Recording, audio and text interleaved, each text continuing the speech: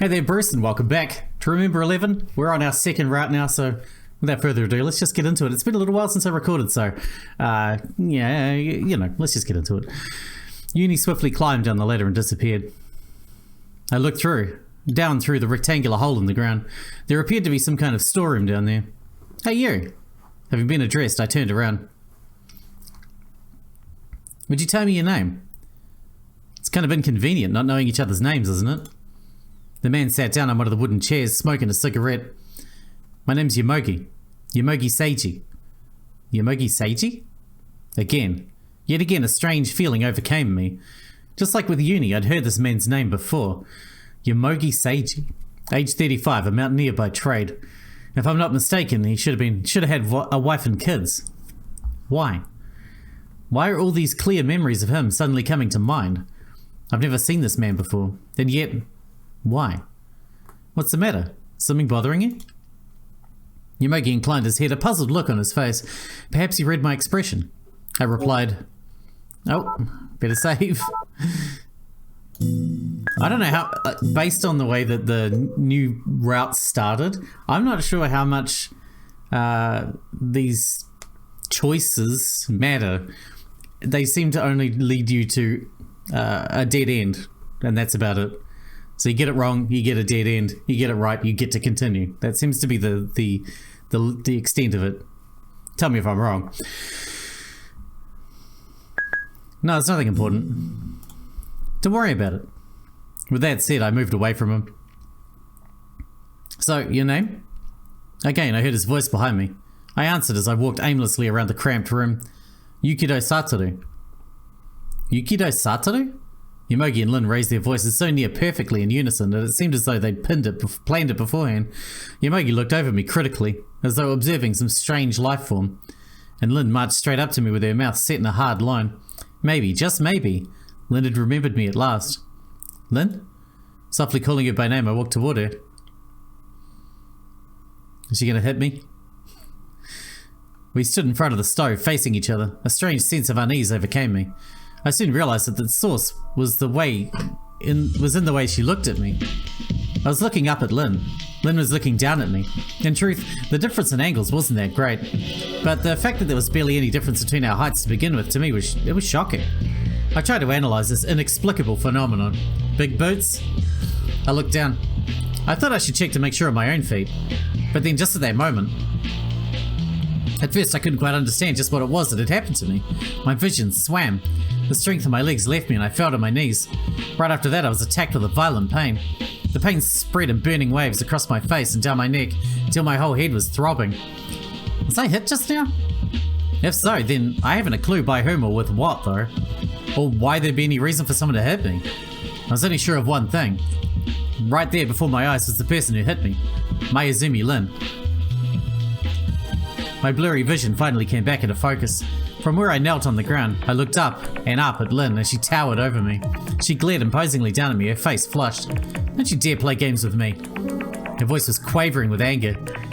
There almost seemed to be a strange aura emanating from her, causing the air behind her to distort like a heat zone. What exactly are you plotting? Why? Why Yukido Satoru? I got to my feet, wiping a hand across my mouth. Something red was smeared across the base of my thumb. You haven't changed one bit. Huh? You still have that bad habit of getting physical whenever you lose your temper. And a tendency to fly into a rage when there's something you don't understand. In other words, she's a shithead. I noticed.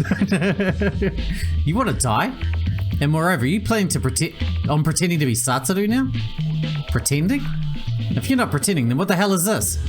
Talking to me so casually, calling me by my first name. Isn't everything up until now just an act you're putting on to trick me? Well, even with that said, this is hardly worthy of being called acting. It's around the same level of artistry as a dog and pony show, or a kid's game of make-believe. A worthless, ridiculous farce. Lin, what's going on here? Seriously. I'm Satoru. I'm not pretending or putting on an act. I'm the real, genuine Yukido Satoru. Huh, even after all that, you're still planning to keep it up. Unbelievable. Just what is all this? What do you want from me? Are you trying to make fun of me? Or is this meant to be some kind of con? Well, you just do whatever you want. It's no use trying to trick me. It looks like you really have done a bit of investigation into my past with Satoru, but it's not going to do you any good. Too bad for you. Next time you try to trick someone, pick your target a little better, okay? I picked someone less psychotic for a start. Confused and bewildered, I was left speechless. There was a fatal discrepancy somewhere in the exchange with Lin just now. Like a pair of gears that don't line up properly, clattering along to no productive end. I am me, Yukido Satoru. There can be no mistake about it. And yet Lin isn't recognizing me as who I am, as Yukido Satoru. I had a terrible feeling that my entire existence is being denied. And more importantly, it's freezing in here. This piece of crap barely deserves to be called a stove. Can't I heat the place any better? Hey, Yomogi, can't you do something about this? Lin sat down in front of the stove, arms crossed against the cold. Yomogi stood where he was, as though frozen there, cigarette in mouth. The flame had already reached the filter and burned itself out. Hey, can't you hear me? I told you to do something. Lin shouted at him over his shoulder. The spent cigarette dropped from Yomogi's lips and onto the floor. Yeah, I got it. He gathered several blankets from the beds and then draped them over Lin's shoulders. Lin pulled them tight around her. Coffee. Huh? I'm telling you to make some coffee. Move it already. Honestly, you're so dull. Good grief. Her Highness is quite the pain in the ass. As he grumbled in complaint, Yomogi skillfully brewed a cup of coffee and carried it over to Lin. Might have tipped it on her fucking head. Lin accepted it without a word of thanks, and then, after blowing on it a few times, she set her lips to the edge of the cup. Hey, what do you think you're looking at? You're an eyesore, so why don't you just go somewhere else? His cold words were directed at me. My chest ached as though someone was squeezing it hard. I mean, we should probably look at our own appearance, which is obviously, you know, going to be, Kokoro. I'd noticed for the first time since coming here, the fact that Lin didn't recognize me as Yukido Satoru was because my current appearance lacks the component which proves that Yukido Satoru is Yukido Satoru. Supposing a dog could talk, even if he said, I am a cat, no one would believe him. But because compared to a cat, a dog is so clearly different in appearance and form. The dog lacks the component which proves that a cat is a cat. Then, just what is the component which proves that a cat is a cat? It's not something you can express in one word. The shape of the mouth, the whiskers, the ears, the teeth, the shape of the pupils, the claws, the texture of the fur, the shape of the body, its skeletal structure, its way of walking, its cry. All those things combine to make up its indescribable catness. Perhaps then the situation that I found myself in is the same as that pitiful dog-like cat. The current me perhaps doesn't appear Yukido Satoru-like. Therefore Lin doesn't recognize me as such. Having deduced this within an instant, I timidly looked myself over. A ribbon at my chest, a light pink skirt, high laced-up boots. The back of my hand was soft white, and from my abdomen protruded two long, slender legs that looked perfectly at home there. This can't be. The words left my mouth before I had time to think. I'd expected my current appearance to be different from my usual one, but to be wearing a skirt? I'm wearing a skirt. In short, this means panicking. I put both hands to my chest. Though small, there were definitely two bulges there. A woman? I'm a woman. Why hadn't I considered this possibility until now? Because it sounds insane? Undoubtedly, I felt like myself, no different from usual. That's why even if a certain part of my body entered my field of vision, I didn't recognize it as anything other than a symbol of sorts. A finger was just a finger, an arm was just an arm, a foot just a foot. All processed so unconsciously I barely even noticed it. We don't see the thing in itself. When we see the passing landscape around us and the countless objects contained within it, we can't be said to be perceiving them exactly. We derive a simple general idea of each of the objects we see, and our thought patterns process them in that basic way. Until now, I just naturally thought of myself as myself. Within the human mind, there exists a pursuit of an identity and a sense of self. We're programmed to naturally think that the me of 10 years ago and the me of the present are the same. Yet in practice, both physically and mentally, the two are almost completely different. In much the same way, I too was convinced that the me of before and the me of the present were identical. Therefore, even if my foot or a part of my clothing entered my field of vision, I didn't recognize them as anything other than one of the components which makes up that which I think of as myself. In short, I didn't see my appearance as anything worthy of special note. I derived the only the general concept of my body and decided to just input that information into my brain. However, now that I make a conscious observation of my own appearance, I notice that I'm different. A lot different than I remember. For the first time, I realized that something strange had happened to my body. The mental signals that something is strange here had risen to the surface level of my consciousness. Is something the matter? You look like you're in over your head or something. You don't have to keep it to yourself, you know. Why don't you take a load off and tell me what's going on? I ran up to Yomogi and seized him by the shoulders. A mirror. I need a mirror. Mirror? Sorry, but I haven't got one on me. I released Yomogi and scanned the room. Something, anything that could be used as a mirror. Aha! A small square window leapt into view. The other side of the window was dark. The weak light of the lantern illuminated the surface of the glass. I urgently rushed to the window. A face I have no memory of. The image reflected there was that of a young girl. Who is this? I was aghast. Slowly, oh so slowly, I extended a hand toward the face that floated in the glass. Cautiously, taking great care, I paid careful attention to how I moved, from my wrist down to my fingertips, so as to not break it. I held my breath, opened my eyes wide, and softly I touched the surface of the window pane. Who is this woman? Is this woman me? If that's so, then where has the me I recognize gone? Who am I? Which is the real me? I don't understand. I don't understand.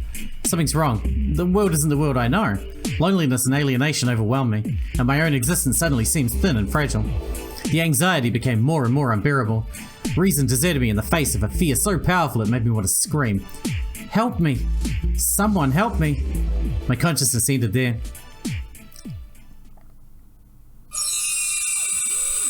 Oh, we're doing the switch.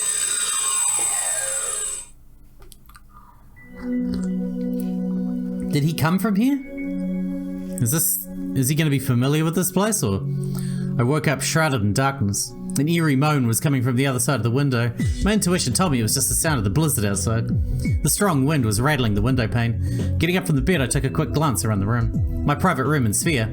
This too was intuition. Intuition is information understood directly without the assistance of the process called inference. Like the instinctive recognition of seeing an apple when one is placed before you, I immediately grasped the situation. I was currently in SPHIA. Specified Psychiatric Hospital for Isolation and Aegis. Being in this facility was natural, and being in this room was natural, because this room was assigned to me. Leaving the bed, I switched on the lights. The stuff lying around the room was all mine. Nothing had been added, and nothing had been removed. No peculiar abnormality was evident. I quickly observed my body. I was a man again.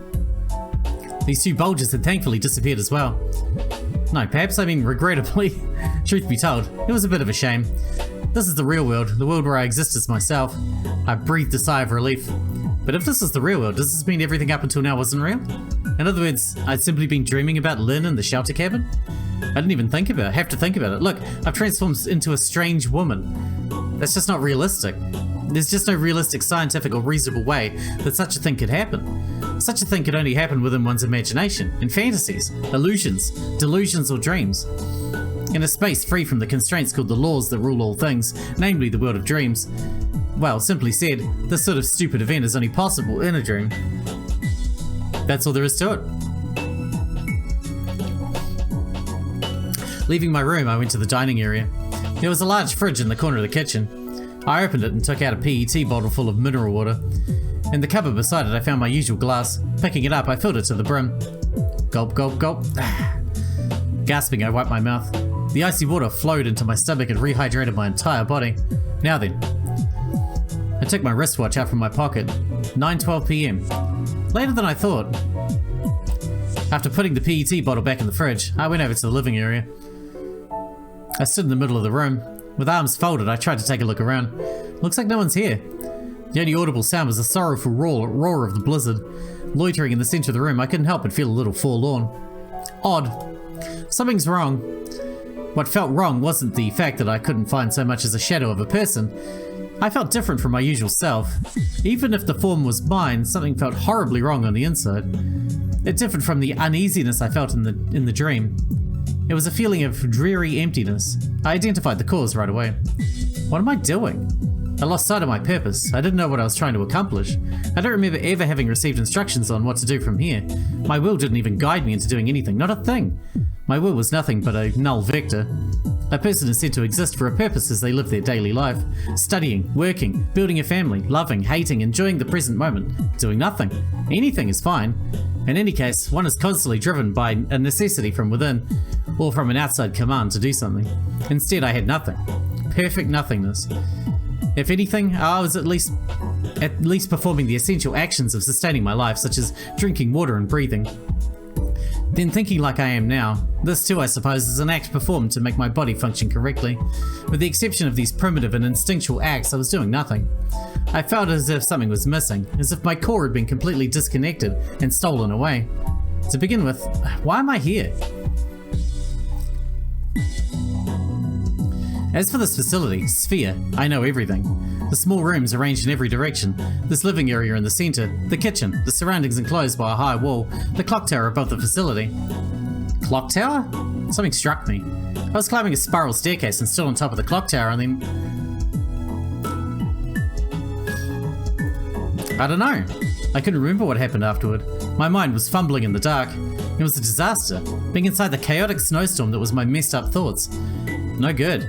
It's useless to even think about this. Giving up, I decided to drop the matter.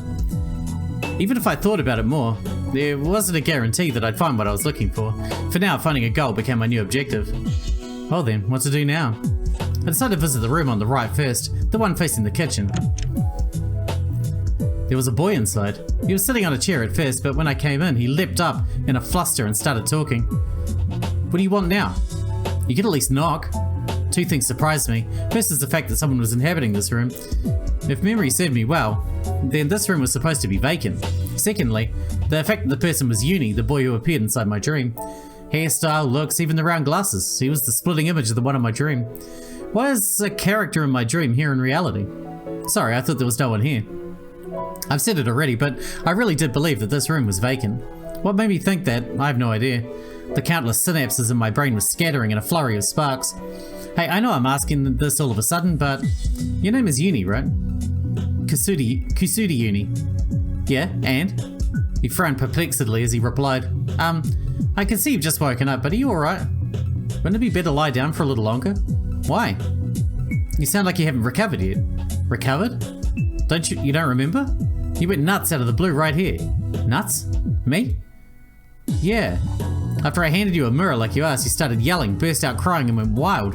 Then a woman named Carly turned up and injected you with some sedatives. So, the way he said that makes it sound like Yuni doesn't really know Satoru apart from that last encounter, and doesn't know Carly either, so he's new here as well? I really don't remember any of that. What the heck did I do? At my wit's end, I began to pace around the room. There were still lots of things I didn't get, but I'd obtained some information from Yuni. Yuni just had said a woman named Carly. A woman named... This expression shows that the speaker has only recently met the person, yeah. Or possibly holds a tinge of doubt about a particular person as a result of unverified information from a report. One of those two. In this case, since Yuni appeared to have directly witnessed the event he spoke of, the latter possibility can be rejected. Therefore, the relation between Yuni and Utsumi Kali is clearly not that deep. By the way, for me to arrive at this sort of conclusion, I must already know this woman named Utsumi Kali. Utsumi Kali? Look, just like that, the fact that I stated her surname without much thought shows I have memories concerning her. And I do know her. I can even vividly recall her appearance. Silver hair, brown skin, gentle eyes, voluptuous chest. As usual, I don't know why I knew that. Nor when, where, and how I met her. I gave a heavy sigh. I felt like a marionette, with my strings being pulled by someone whose true form I didn't know. That someone rules my memories and perhaps even controls my body. The fact that I'm walking around here, the room now, is it really because I wanted to? I don't even have the confidence to declare that. The thought of being controlled by someone was no means pleasant. I began to feel irritated. I'm sorry, did I confuse you? Yuni said this, spying on my state with uneasiness. Saying all that wasn't a good idea, was it? Since Oni-chan is sick. Aha, and to think I was the one apologizing for saying alarming things out of the blue. I'm sick. Do I look sick? Yeah, you really do.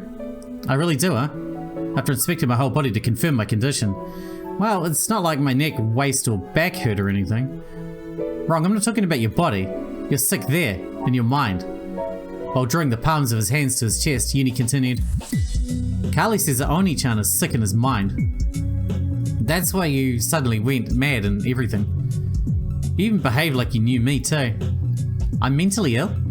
I really wanted to laugh it off, but I couldn't. A part of me couldn't deny the possibility. This mysterious, unexplainable sensation of being controlled by someone. The part of me who'd lost its purpose. My memory loss. The errors of my recollections. Not knowing what I should do, what I should know, what I shouldn't know. And the strange dream I saw earlier. Considering all that, saying that I'm sick in the head doesn't feel all that far-fetched. Analysing myself in a calm and objective manner, it's clear that the contents of my head are extremely chaotic. Maybe I have some kind of mental disorder. It might mean nothing coming from me, but don't you think that maybe you shouldn't think about it too much? Since Satoru is still Satoru. So Yuni said Satoru. I asked it once. Wait a minute. You know me? Yuni raised his brows in bewilderment. Turning around, we walked to the front of the desk. He picked something up, a disc-shaped object in a case. Yuni spoke while swinging it lightly. Is this? This? It's this. A terabyte disk. Terabyte disk? Isn't it the latest product in high-capacity storage mediums? A terabyte on a disk, that's pretty impressive. That's pretty impressive. I think the highest density DVDs were like... Oh, I mean, Blu-rays go up to like 80 gigs, right? Maybe more, but definitely not a terabyte. Well, I guess technically, yeah. But what's that have to do with... A complex smile floated to his face as Yuni stuffed the disc in his pocket. Folding his arms, he walked around the room for a while. Keeping my mouth shut, I followed his footsteps intently. Anyway, stopping all of a sudden, Yuni began to speak. I decided to trust everything written in there. I don't get it. I was hoping for an answer to my question, but that was a really far-off answer. So I'm sorry. I'm sorry about what happened earlier. This time it's an apology out of nowhere. As he bowed, he scratched his head in embarrassment. Why are you apologizing? Because when you came here before, I treated you pretty coldly, right? So, it was impossible to comprehend. My thinking process was at a deadlock. All that moved were my eyelids as I blinked rapidly and uncontrollably. Ah, that's right. Satoru doesn't have memories of the times he becomes Kokoron, right? Yukido Satoru and Fuyukawa Kokoro were different personalities. Fuyukawa Kokoro? How many times did this happen now? Again, that name sounded familiar to me. Fuyukawa Kokoro, female, 20 years old. Third-year student of Kumeikan Women's University, majoring in criminal psychology. This time, the question, why do I know the woman named Fuyukawa Kokoro, didn't come to mind. I was already very close to accepting this baffling memory malfunction as something normal. However, the problems hadn't ended there. What's the meaning behind Yukido Satoru and Fuyukawa Kokoro with different personalities? Doesn't having memories of the time he becomes Kokoro? What was Yuni trying to say? Why'd he suddenly apologize? How does he know me? These mysteries and that terabyte disk, what on earth do they have to do with each other? Yuni, I beg you. I let out frail words. I humbly asked him to, as I hung my head dejectedly. I have no clue of what's what with so much fragmented information. Please explain the situation to me in detail. But just then it occurred. At the moment I was about to continue. Oh no. Her voice suddenly echoed across the building. A sharp, chilling shriek interrupted my words. Yuni and I looked at each other. Then what I heard next was the sound of something being thrown. It's Hattori going nuts, yeah. Something's happening to Hattori. That was the first time. The first time I'd heard an unfamiliar name. Hattori? There shouldn't be anyone with a name like that in SPHIA, but what are you standing around like that for? Hurry up! Yuni yelled while flying out of the room. Although I still had many questions to answer, I ran after him for the time being. Stop! Get away! Get away! As we dashed into the living area, a voice could be heard from the room on the right, facing the window. The door flew open, and the one that rushed out was... Inabushi Kaiko. A white blouse, an indigo skirt, legs clad in black stockings, straight black hair that fell to her chest, white skin so pale it was almost transparent. There's no mistake, it's Inabushi Kaiko. In my memory, the name Inabushi Kaiko was linked to the figure of this girl. However... Hattori, what's wrong? What happened? Yuni ran over to her, calling her name. Not Kaiko, but Hattori. Why? Hattori, wait, Hattori! But Yuni's voice wasn't reaching her. She ran in zigzag across the room, shaking her head violently all the while, and sending her long black hair into disarray. I just stood there, completely dumbfounded, and just then... Yukido-kun, catch her! Utsumi suddenly appeared. She'd come flying out of the same room right after the girl called Hattori. The two of them had probably been in a scuffle, seeing as Utsumi's hair was rather disheveled. Utsumi Kali, the person Yuni mentioned earlier. I know her, and she seems to know me too. Hey, you listening? Quick, go after her! Yukido-kun. Yukido-kun!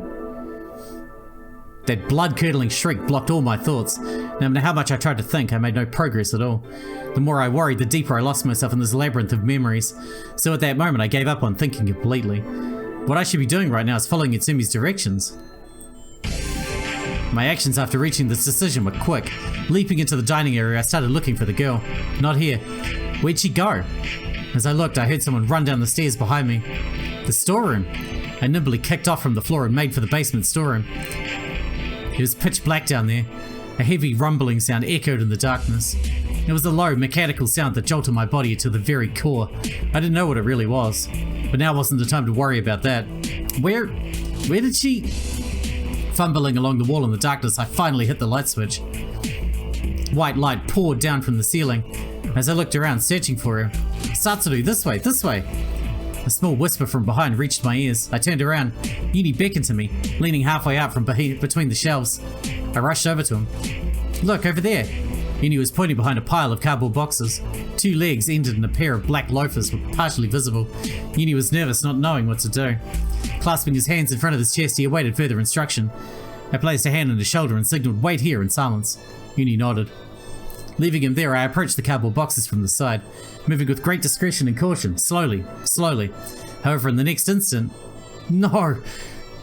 Is this the one where the murder happens? Together with their scream, the pile of cardboard boxes come tumbling down right before my eyes. I quickly dodged them and roll across the floor. I stood up immediately, my eyes fixed on the back of the fleeing girl. Wait, hold up!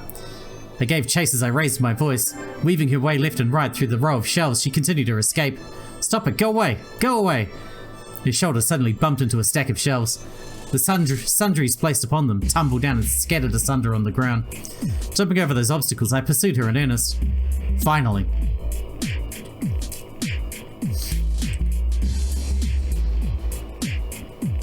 At last, I cornered her. Facing the corner of the storeroom, she slowly stepped back. No, no, no. Furiously shaking her head, she vehemently resisted me. She was clearly frightened, like she'd lost her head from some overwhelming terror. I spoke to her while maintaining an appropriate distance, refraining from inciting her recklessly.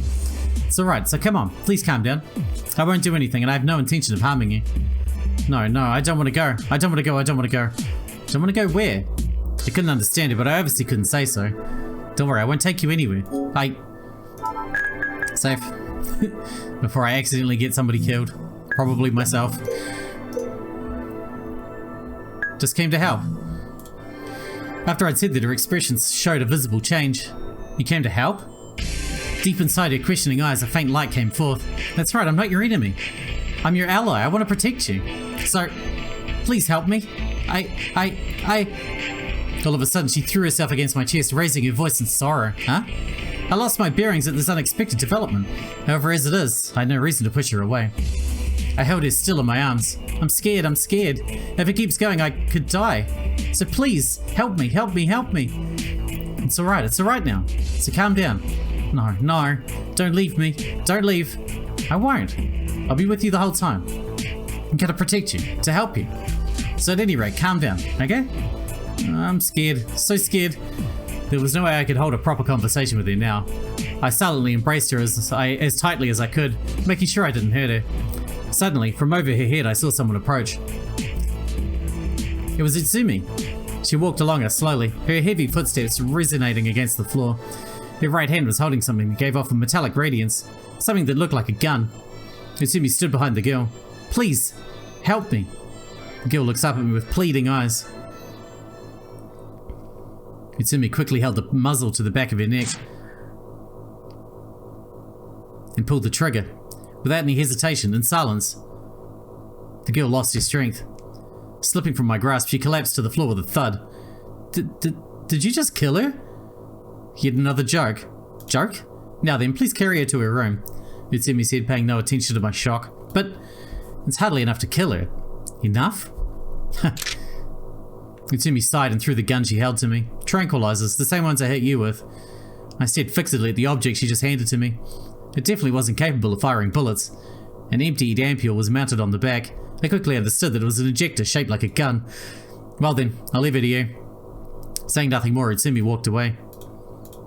Yuni and I, who were left behind, looked down at the girl lying on the floor. To be sure, I put my ear near her mouth. She was breathing. I could hear it. As I knelt beside the girl, I turned my eyes to Yuni. About as naturally as a piece of lifeless rubber, Yuni's face twisted itself into a forced smile.